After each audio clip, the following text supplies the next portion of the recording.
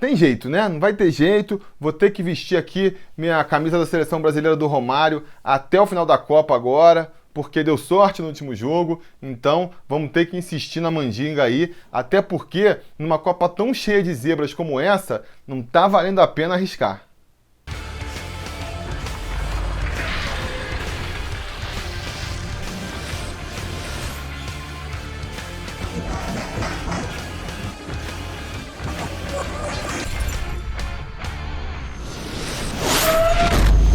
Fala, torcida brasileira, Felipe Tiru de volta na área para comentar mais uma rodada dessa Copa do Mundo, uma rodada que a gente já tinha previsto sobre a Copa de ontem, que não ia ter a mesma excelência dos jogos de sábado. A gente já sabia que os jogos desse domingo iam ter uma qualidade técnica inferior. O que a gente não sabia, o que eu não estava esperando, é que fosse ser uma qualidade técnica tão inferior. Foram dois jogos bem fraquinhos que a gente teve hoje.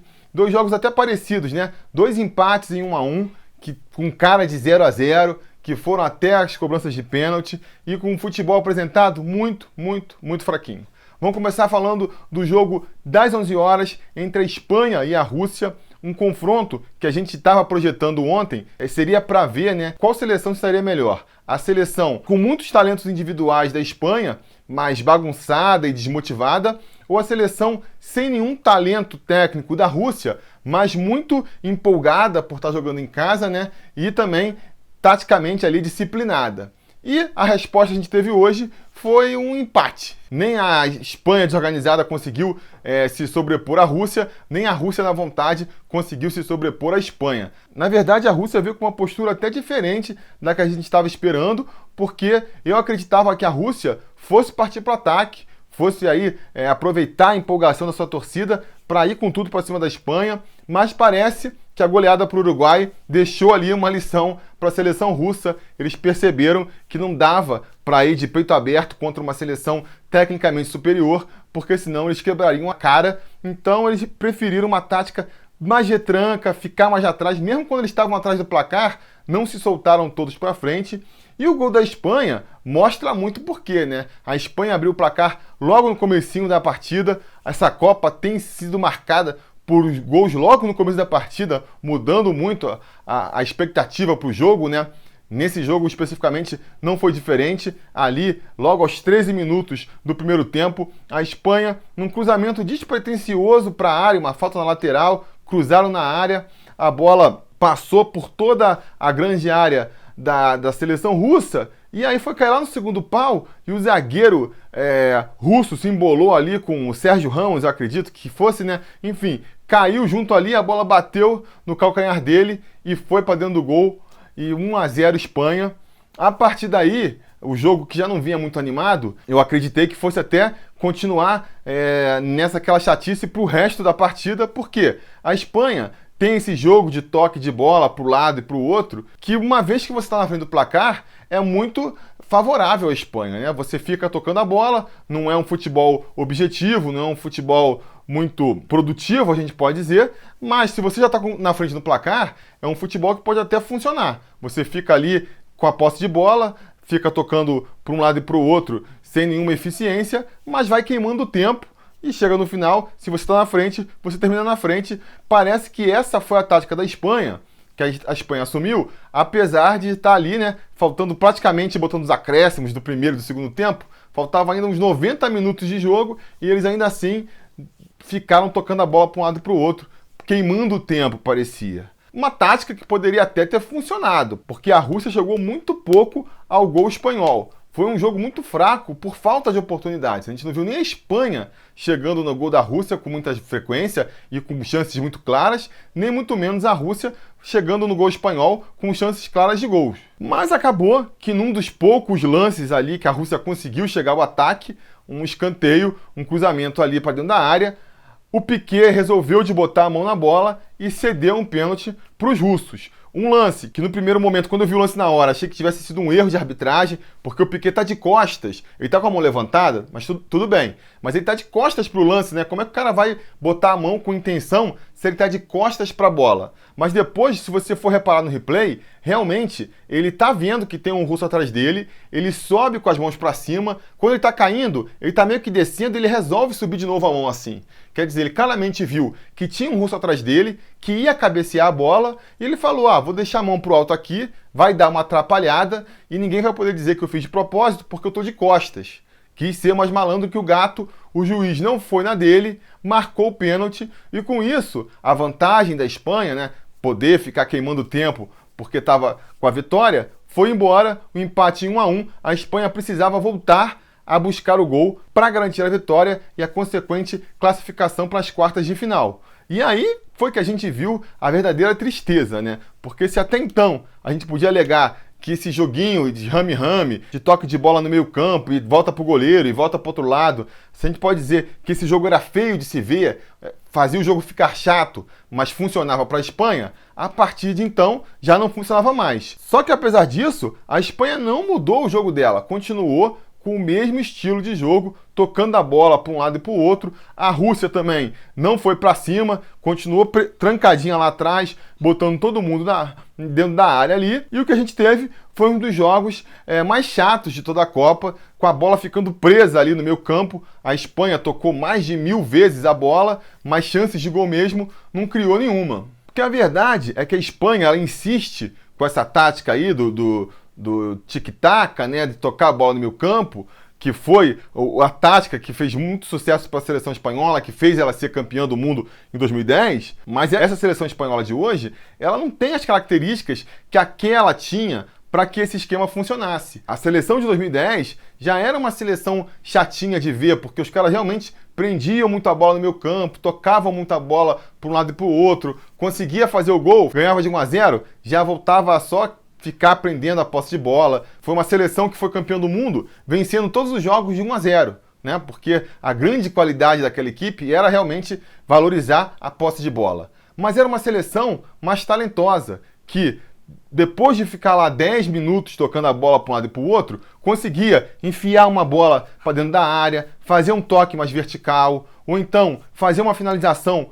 boa de fora da área, acertar um cruzamento. Tinha uma qualidade que, agregada a esse valorização exagerada da posse de bola, conseguia fazer a Espanha eficiente. Essa Espanha de hoje que a gente está vendo aí, já não tem mais isso. Falta técnica, falta qualidade, falta alguém que pegue a bola e tente fazer uma jogada individual para quebrar a defesa adversária. Não tem nada disso. Os caras ficam tocando para um lado e para o outro. Se tenta um chute de fora da área, se tenta fazer um lance mais vertical, não consegue, dá errado, erra o passe, erra o chute.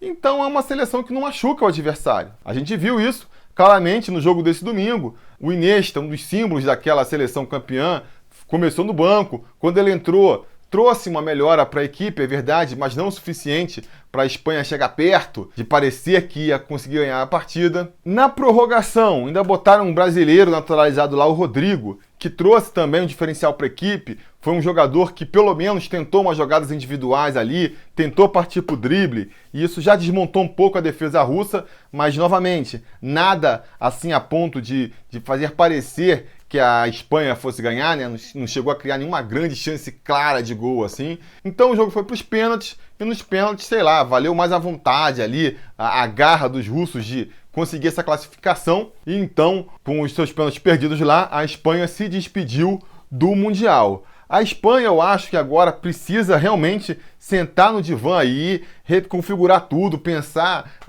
como é que vai fazer daqui para frente. Vamos ver, o Hierro aí assumiu a seleção há 3 dias antes da Copa do Mundo começar, não dá nem para botar na conta dele, mas ele, se continuar na frente da seleção e a própria Federação Espanhola de Futebol, tem que pensar como é que vão fazer daqui para frente, porque os caras estão muito presos a um esquema do passado que já não está funcionando mais. O tic-tac, essa coisa de ficar tocando a bola para o lado, valorizar a posse de bola ao máximo, funcionou muito bem para a Espanha ali entre o ano de 2008 e 2012, né? Os caras ganharam tudo, ganharam a Eurocopa de 2008, ganharam a Copa do Mundo de 2010, depois ganharam novamente a Eurocopa de 2012, foram realmente soberanos no futebol naquele período de tempo, mas aquele tempo passou. A própria seleção espanhola não conseguiu manter um nível de qualidade que permitisse que aquele esquema funcionasse.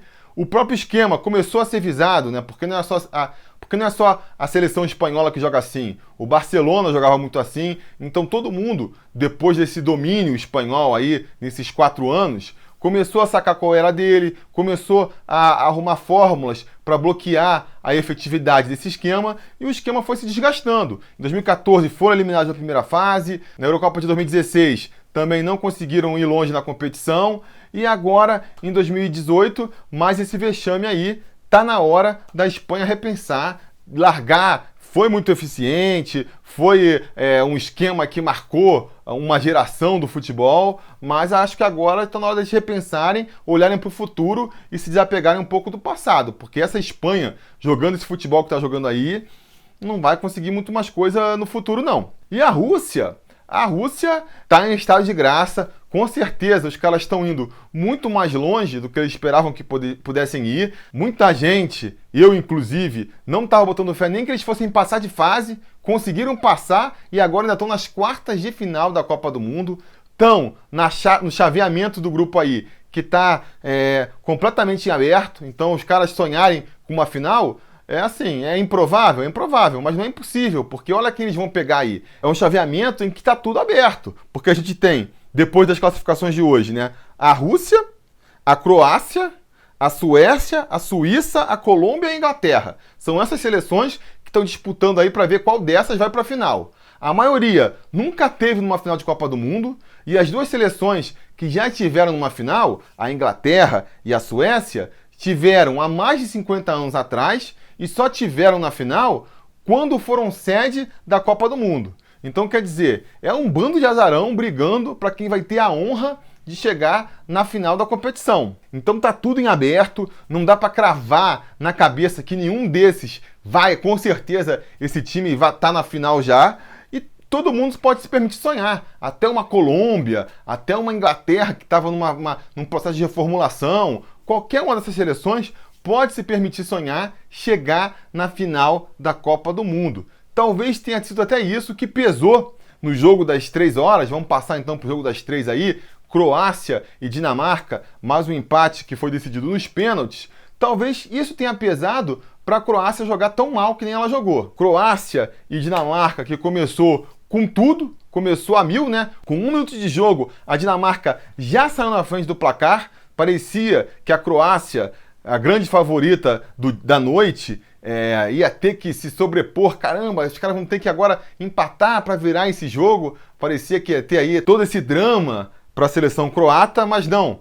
Com 4 minutos de jogo, eles já empataram a partida. 5 minutos de partida estava 1-1 e parecia então que ia ser um jogaço, né? Gol para tudo quanto é lado, é um jogo de muitas oportunidades, mas aí não, parou, acabou por aí. Nenhuma das duas seleções criou grandes chances depois disso. Só lá no final do jogo, depois um pouco ali na prorrogação, que os times voltaram a criar chances mais objetivas. E aí a pergunta que fica é por que a Croácia jogou tão mal, né? A Dinamarca fez o jogo dela. A Dinamarca fez o que ela se propunha a fazer, ficar lá atrás, marcar direitinho e tentar, nas oportunidades que tivesse, criar as chances de gol. Não criou grandes chances, né? Não foi uma seleção que perdeu um bando de gol na cara, mas fez o jogo que estava disposta a fazer. Ninguém esperava nada muito diferente da Dinamarca. Muito pelo contrário, né? Chegou até a dominar a partida alguns minutos. Para muitos, foi aí quem jogou melhor nos primeiros 90 minutos, pelo menos. E a Croácia? Por que a Croácia,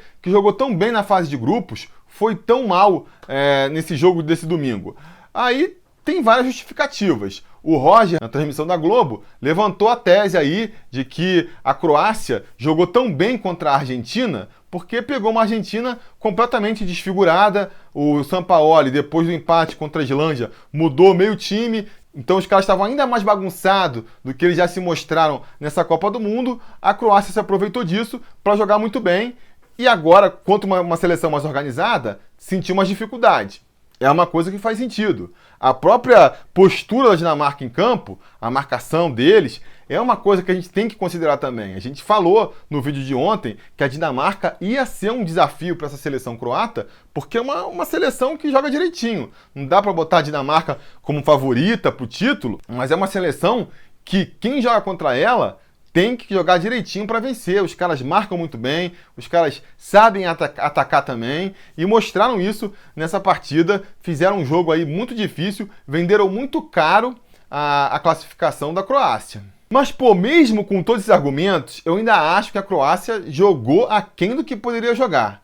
E isso a gente pode personificar essa má qualidade do futebol croata na partida no Modric, que é o grande astro da equipe, camisa 10 da Croácia, o grande ídolo dos croatas, e fez uma partida muito abaixo do esperado, muito abaixo, apagado o jogo inteiro. No final, teve a oportunidade de liquidar a partida num pênalti já na prorrogação, bateu super mal o pênalti, né? Vamos falar, e foi o único lance realmente de chance de gol depois que saíram os 2 primeiros gols lá no começo da partida. Foi na prorrogação, um contra-ataque, uma bela enfiada do Modric, é verdade. O jogador croata entrou na área ali, ia fazer o gol, sofreu o pênalti, coube ao Modric bater, era para acabar com o jogo ali, e ele desperdiçou. E isso ilustra aí mais ou menos o que foi a Croácia, o que foi o jogo, né?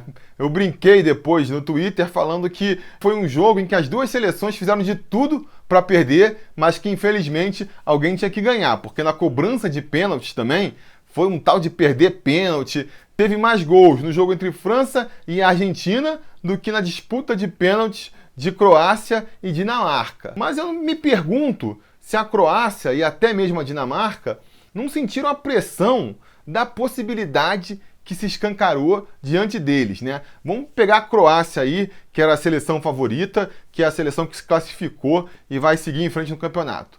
Será que essa seleção, que já é uma seleção envelhecida, é a última Copa de Modric, do Mandzukic, que é tudo jogador que já passou dos 30. Os caras sabem que é a última Copa deles, os caras estão percebendo que tem essa possibilidade de levar o time para a final, quem sabe, acho que dá para sonhar para levar o time para a final sim, porque já entraram em campo, já sabendo da eliminação da Espanha, que era, pelo nome, pelos jogadores aí, a seleção favorita desse lado da chave para chegar na final. Os caras, não sei se sentiram a pressão de falar, galera, a gente pode, olha a possibilidade diante dos nossos olhos aí, não podemos perder essa oportunidade. Acho que é uma coisa que pode ter pesado na cabeça deles, acho que é uma coisa que a gente pode ver nos próximos jogos. Suécia, Suíça, Colômbia, Inglaterra, vamos ver nesses confrontos aí como é que as seleções vão se portar. Mas eu acho que eles podem viver o mesmo dilema. Cara, as portas estão abertas aí, o caminho está escancarado para a gente chegar na final, não tem nenhuma seleção que bote medo na gente, e aí fica aquele medo, né? Não podemos decepcionar, não podemos falhar, e aí nessas horas que a perna dá uma bambeada, vamos torcer para ser isso, porque eu quero ver jogos interessantes daqui para frente, quero ver jogos bem jogados, quero torcer para que a Croácia não seja isso que a gente viu nesse domingo, uma seleção muito aquém do esperado, né? Que não cria grandes oportunidades. Foi um jogo ruim entre Croácia e Dinamarca, assim como foi um jogo ruim entre Espanha e Rússia. Vale pela emoção da Copa do Mundo, foi ótimo para quem gosta de ver pênalti dos outros, né? Mas espero que daqui para frente, nesse chaveamento aí, seja mais interessante. Vamos falar então dos jogos dessa segunda-feira, os jogos justamente da chave complicada da Copa do Mundo aí.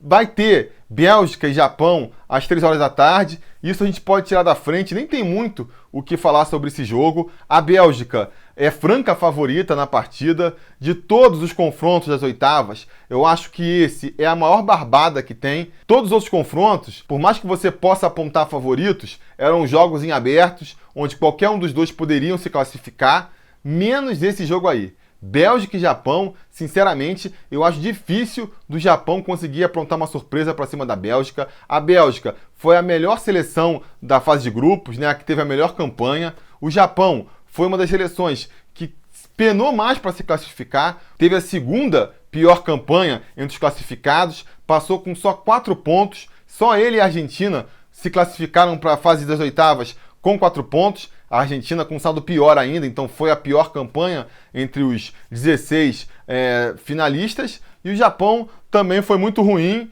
e acabou se classificando por circunstâncias que a gente já falou, jogou um jogo inteiro com um a mais, acabou ali no saldo de cartões se classificando, então realmente eu não vejo como o Japão possa complicar a vida da Bélgica. Vou apostar aqui que a Bélgica vence fácil, vou botar a Bélgica 4-1.